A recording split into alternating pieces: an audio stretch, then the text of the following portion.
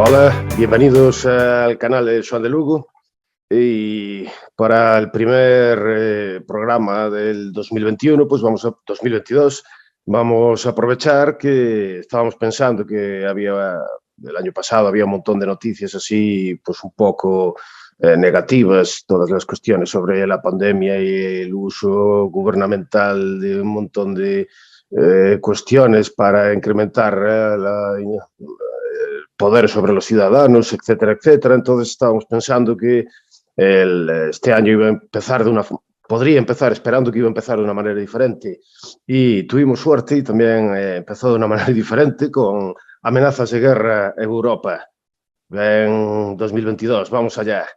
Entonces vamos a hablar sobre la cuestión de esta que estaba saliendo mucho en la prensa, lo que es natural, del posible conflicto bélico entre Ucrania y Rusia, la posible invasión de Ucrania por Rusia.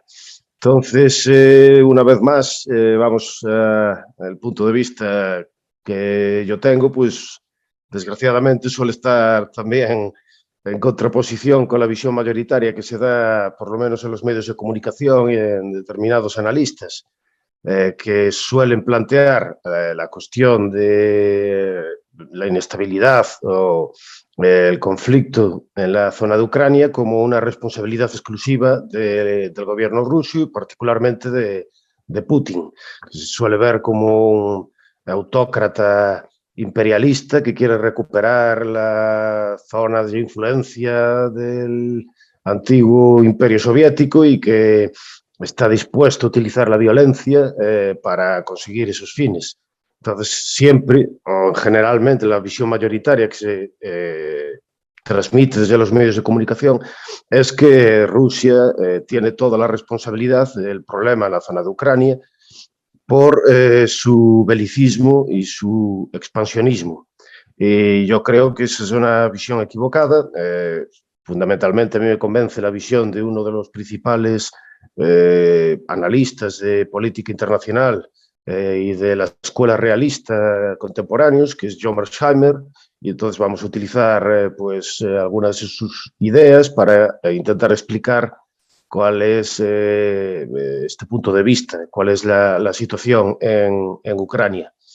Entonces, antes de empezar con eso, es necesario hacer como una especie de resumen, muy por encima, de cuáles fueron las principales circunstancias históricas en los últimos años que pueden ayudarnos a entender el conflicto actual. Y para eso hay que hablar sobre la expansión de la OTAN.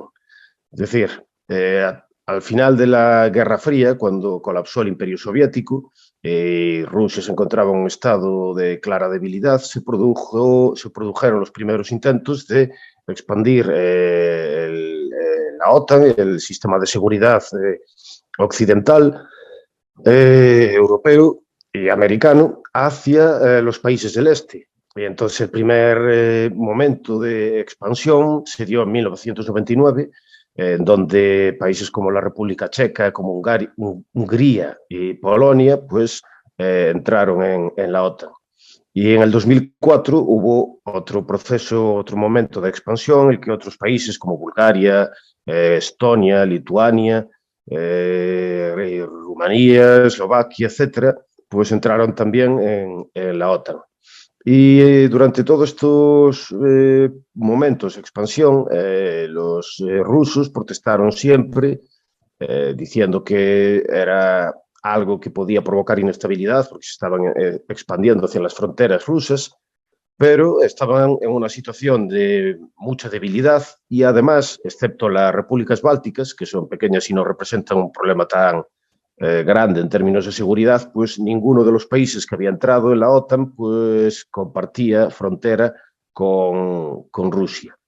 Sin embargo, en el 2008 hubo una cumbre de la OTAN en Bucarest y en las conversaciones que se tuvieron en esa cumbre se habló sobre la posibilidad de incluir a Georgia y a Ucrania en el tratado en la OTAN. Y el gobierno norteamericano, con Bush en la época, pues apoyó la idea de incluir este país. Sin embargo, sobre todo debido a las reticencias de Alemania, se llegó a como una especie de compromiso en el que no se empezó a iniciar el proceso de integración de Ucrania o de ninguno de los dos países, ni de Ucrania ni de Georgia, en la OTAN, pero sí que se estableció, sí que en el documento final se escribió una frase en la que se decía que estos dos países finalmente en el futuro iban a pertenecer a la OTAN. Y esto le pareció al gobierno ruso le pareció inaceptable. Entonces protestó muy seriamente diciendo que eso era un error estratégico que podía comprometer las posibilidades de paz y, sin embargo, los occidentales o los aliados, tanto europeos como norteamericanos, siguieron con el proceso de expansión de tal forma que en el 2009 otros países entraron en la OTAN, fundamental, se fueron Albania y Croacia. Entonces, en el 2014 se produce otro proceso de inestabilidad, que es el que tiene que ver con el golpe o las protestas que se dieron en Ucrania, que finalmente llevaron a que el presidente ucraniano Yanukovych, que era prorruso, tuviese que escapar del país y fue sustituido por un presidente más pro-occidental. En estos procesos, en esta inestabilidad que se dio en el 2014, se derivó de que el presidente Yanukovych rechazó un programa económico de la Unión Europea para aceptar otro programa diferente de Rusia. Y eso dio lugar a protestas, sobre todo de las facciones más prooccidentales, de determinados movimientos políticos ucranianos. Esas protestas dieron lugar a violencia y esa violencia dio lugar a que el presidente se viera obligado a huir del país. Y ante esta situación también estaba muy influido el proceso de inestabilidad por el movimiento por la reclamación de los prooccidentales de unión, de integración en la OTAN. Y entonces, ante esta situación, Putin decidió, primero, anexionarse una parte de Ucrania, que era la península de Crimea, donde tenía una base militar en Sebastopol, y en segundo lugar, apoyar militarmente a los movimientos separatistas que hay en unas zonas del este de Ucrania, en las zonas de Lugansk y Donetsk, y eso dio lugar a una guerra civil entre estos movimientos separatistas y el gobierno de Ucrania, una guerra civil que estaba más o menos congelada hasta hace, digamos, un año, donde se volvieron a reactivar elementos de conflicto. Hace un año, el nuevo presidente ucraniano, Zelensky, declaró que la única forma de terminar con el problema de los separatistas en Ucrania y para también volver a recuperar la península de Crimea era el ingreso de Ucrania en la OTAN. Y no solo eso, sino que además movilizó tropas, unas 125.000, según los rusos, hacia las zonas conflictivas de las autoproclamadas repúblicas independientes de estos separatistas. Y el gobierno ruso se lo volvió a ver como una cosa inaceptable, entonces movilizó también a tropas, de hecho se dice que tiene como unos 100.000 soldados en las fronteras con la frontera con Ucrania. Entonces, en esta situación, los gobiernos europeos, el gobierno americano, la Unión Europea, hablan de que Rusia se está preparando para invadir Ucrania y que tiene esos deseos expansionistas. Sin embargo, esto es bastante, digamos que es dudoso, porque antes del 2014 Putin no realizó ninguna acción concreta que pareciese que tenía planes expansionistas de anexionarse Crimea o de invadir Ucrania, sino que la anexión de Crimea y el apoyo a los movimientos separatistas, el apoyo militar, se produjo, digamos que como una forma defensiva para evitar la posible integración de Ucrania en la OTAN. Porque considera que es inaceptable la integración de Ucrania en la OTAN, Putin y el gobierno ruso, Pues porque, según George Mearsheimer, está actuando como actúan todas las grandes potencias en el contexto internacional. Es decir, considera que ataca a sus intereses estratégicos el hecho de tener en las fronteras de su país una organización militar o unas unidades militares. Y porque Putin o el gobierno ruso considera que esto es una amenaza a los intereses estratégicos de Rusia. Bueno, pues porque hay tres cosas que consideran que son una amenaza para su gobierno. Es decir, por un lado estaría la expansión de la OTAN, por otro lado estaría también la expansión de la Unión Europea hacia el este, y por otro lado estaría la promoción que tanto la Unión Europea como Estados Unidos realiza de los valores democráticos, democracias liberales occidentales en Ucrania y en otros países del este, que consideran, desde el punto de vista ruso, que intentan reducir el área de influencia, la esfera de influencia de Rusia sobre esos países del este. Entonces, el gobierno ruso está reaccionando de una forma tradicional en términos de política internacional, en términos de política geoestratégica de las grandes potencias. Reacciona ante aquello que considero como una amenaza a sus intereses, fundamentalmente una amenaza militar cerca de su propio territorio. Nunca va a aceptar el gobierno ruso que un país como Ucrania, que sirve como un estado tapón, pertenezca a la OTAN. Y esto tampoco es algo tan extraño de entender, teniendo en cuenta que los países occidentales, sobre todo Estados Unidos, que es la principal potencia, nunca permitiría, por ejemplo, tampoco que en sus fronteras, supongamos, por ejemplo, en México, en Canadá, China hiciese una alianza militar, un pacto militar con esos dos países en las fronteras de Estados Unidos. Pues las grandes potencias tradicionalmente reaccionan de una forma consideran una amenaza cualquier intento de establecer una alianza militar de otros países en sus fronteras. Entonces, lo que está haciendo Rusia no es particularmente extraño, es perfectamente previsible. Y la idea de que está planeando una invasión por motivos imperialistas o expansionistas es bastante dudosa por estos motivos. Entre otras cosas porque nunca no tendría mucho beneficio de intervenir militarmente y ocupar militarmente Ucrania. Las ocupaciones militares, como vimos últimamente, la última fue en Afganistán, no suelen ser muy rentables, suelen ser muy costosas en términos militares, en términos sociales y en términos económicos, y no le reportaría muchos beneficios. Entonces, más que planear una invasión de Ucrania, lo que sí es posible es que Putin quiera evitar que el gobierno ucraniano utilice a su ejército para aplastar a los separatistas rusos o a los separatistas prorrusos. Y en el caso de que intente hacer eso, entonces sí podría intervenir, sí podría utilizar las tropas para evitar eso. Entre otras cosas, por ejemplo, repartió o le concedió creo que unos 100.000 pasaportes rusos a muchos de los habitantes de estas zonas conflictivas. Y eso lo podría utilizar como una excusa para decir que está defendiendo a ciudadanos rusos.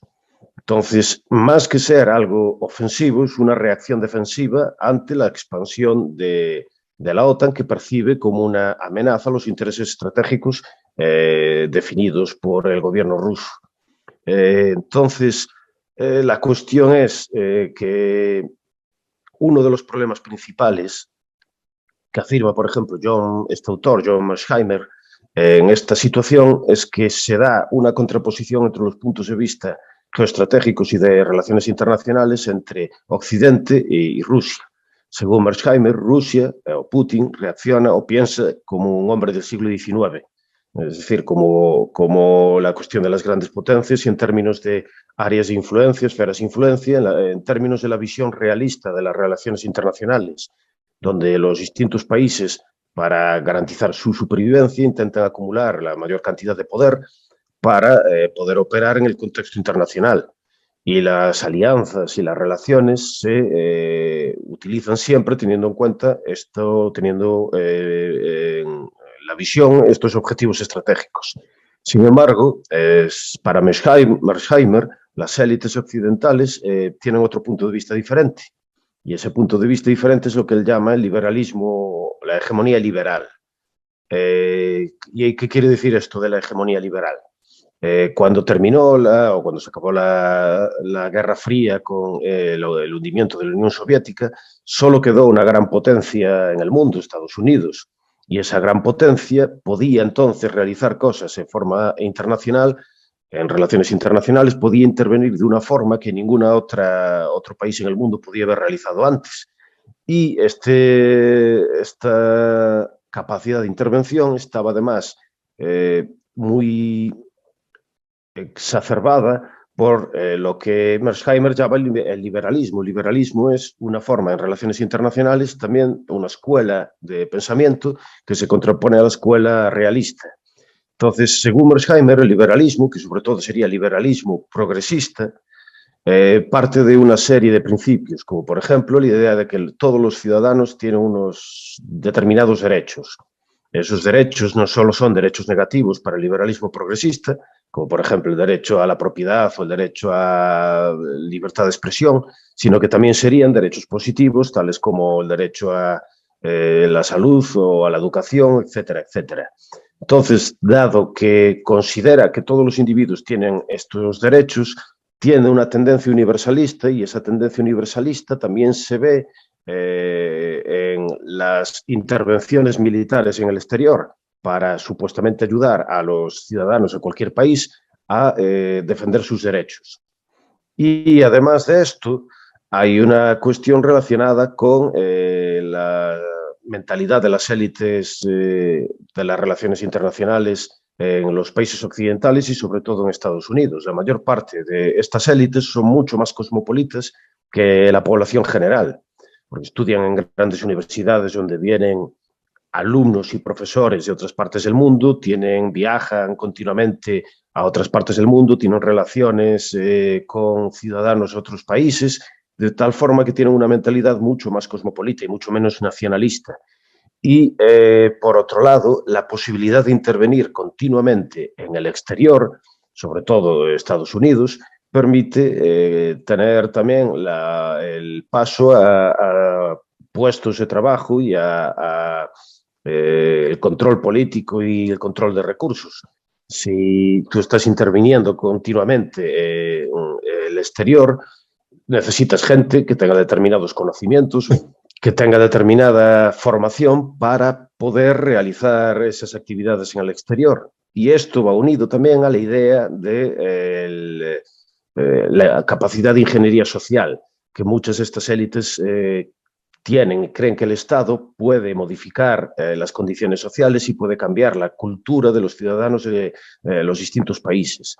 Entonces, de aquí viene la idea de que a través de intervenciones militares pueden modificar la cultura de otros países para crear un mundo a imagen y semejanza de Estados Unidos o de los países europeos. Y de aquí se deriva esa idea de crear, construir otras naciones como si fueran democracias liberales occidentales. Eso fue, por ejemplo, lo que vimos en Afganistán, donde se intentaba crear una nación con valores occidentales así modernos de democracia también, en un sitio donde pues tenía muy pocas probabilidades de triunfar esa idea. Entonces, según el realismo, este punto de vista está totalmente equivocado, entre otras cosas porque el nacionalismo o la necesidad de conseguir poder para que las distintas élites de los países puedan operar de forma internacional, tanto el realismo como el nacionalismo son fuerzas mucho más poderosas que el liberalismo. Entonces, dado que la tendencia es a que las intervenciones internacionales tiendan a fracasar una y otra vez, es, como podemos comprobar, lo que ocurrió en Afganistán, lo que ocurrió en Irak, lo que ocurrió en Siria, más que producir una mayor estabilidad y una mayor situación de paz, se produce la cuestión contraria. Entonces, esto es lo que vemos también ahora mismo en Ucrania. Cuando los distintos ministros de Relaciones Exteriores de los países europeos, como por ejemplo el ministro español, empieza a hablar sobre lo inaceptable de las condiciones que pone Rusia. Rusia pone, por ejemplo, como condición para resolver este conflicto que Ucrania jamás entre en la OTAN, pues entonces empiezan a hablar sobre que no podemos volver al pasado, a la idea de las esferas de influencia, y que Ucrania tiene derecho, como nación soberana, a integrarse en la OTAN si quiere, y que solo la OTAN, solo los países occidentales van a decidir, sin que nadie los chantajee, quién va a entrar o no va a entrar en la OTAN. Y esto está muy bien, es muy bonito, muy así cosmopolita, pero si la OTAN es una organización que intenta garantizar la seguridad, no sé muy bien cuál es el objetivo de hacer algo que va o que puede reducir la seguridad. Es decir, puede provocar que Rusia invada a Ucrania con el objetivo de evitar que entre la OTAN. Entonces, el punto de vista que tienen los realistas y que yo comparto en este sentido es que sería muchísimo mejor que la OTAN renunciase a expandirse a Ucrania y que Ucrania se convirtiese como una especie de estado tapón más o menos neutral. Y esto evitaría que los países, que Rusia, que el gobierno ruso lo considere como una amenaza a sus intereses estratégicos. Y de todas formas, no tiene mucho sentido la expansión de la OTAN a Ucrania cuando ni siquiera los propios países europeos ni Estados Unidos considera que Ucrania es un interés estratégico fundamental. ¿Y por qué se puede comprobar que no lo considera? Porque en el 2014 no intervinieron militarmente y probablemente ahora no lo vayan a hacer. Entonces, la promoción, esa promoción democrática de las revoluciones de color, como la revolución naranja en Ucrania, al final tiene la negativa consecuencia de que produce inestabilidad en el país, produce caos, produce conflicto y no produce absolutamente ningún beneficio para nadie. Entonces, todo ese discurso sobre el derecho que tiene Ucrania a pertenecer a la OTAN está muy bien, es muy bonito, pero produce resultados contradictorios con el objetivo que se supone que persigue la OTAN, que es el de garantizar seguridad. Otro problema que hay es que la OTAN está perdiendo bastante influencia de forma internacional porque Europa está perdiendo mucha influencia internacional. Estados Unidos está en un proceso ahora en que se conoce como lo de pivotar hacia Asia. Eso se ve reflejado, por ejemplo, en el pacto o la alianza que se conoce como AUKUS entre Gran Bretaña, Estados Unidos y Australia para compartir información o tener también una alianza militar en relación con el sudeste asiático. Sobre todo para contrarrestar la importancia de China. Entonces, mientras que Estados Unidos está pivotando hacia Asia, Europa cada vez es menos importante en términos geoestratégicos y en términos internacionales, entre otras cosas también por el suicidio demográfico europeo. Entonces, teniendo en cuenta todas estas cuestiones, no parece que Europa esté en una situación de promover la expansión de la OTAN hacia el este durante más tiempo sin provocar efectos contradictorios con los que supuestamente están los objetivos que supuestamente se buscan. Entonces, desde mi punto de vista, sería mucho más razonable operar con una mentalidad realista, como propone John Mearsheimer, considerar que Ucrania no es un interés estratégico fundamental y anunciar públicamente que la expansión de la OTAN hacia el este no va a continuar y eso reduciría las tensiones en Ucrania. Y la idea de pintar a Putin como un autócrata, una especie de Hitler que quiere invadir Europa, me parece que es una visión bastante equivocada. Entonces, el punto de vista que yo tengo es el de que en términos de relaciones internacionales es mucho más razonable la visión realista que esta visión del liberalismo hegemónico, del liberalismo como promoción de la democracia en el mundo que va a producir una situación mayor de paz. Y eso se está viendo ahora que no, en vez de producir eso, provoca una situación de mayor inestabilidad. En definitiva, este es el punto de vista el que quería hablar ahora sobre la situación de Ucrania, aunque veremos cómo evoluciona la cuestión y probablemente podemos hablar de esto en situaciones posteriores. Y muchas gracias a todos por ver el programa y recordad suscribiros a nuestro canal y a aquellos que no se suscriban, pues enviaremos a Putin montado en un oso blanco con un AK-47 para que aterrorice sus pesadillas. Muchas gracias y hasta luego.